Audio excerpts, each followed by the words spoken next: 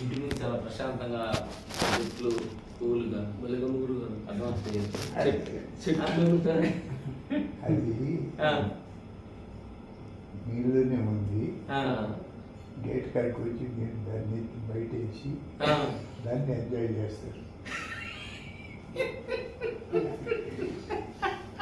అది ఇక్కడ ఉన్నట్టు అనిపిస్తుంది అంతే.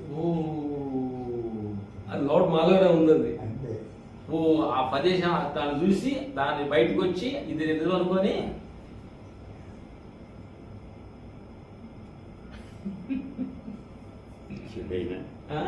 చెడు అనిపించినా రాలేదనిపించినా మీరు బయటేస్తారు మనం వేయటమే. చెడైనా బాగలేదు అన్నప్పుడు మన లోపల చెడు బయట వేసి మాకు చూస్తున్నాము. ఇదే గురుగారు, ఒక మనిషి చెడు అన్నాడంటే మనలో చెడు బయట వేసి ఆ చెడు ఆయన ద్వారా చూస్తున్నాం.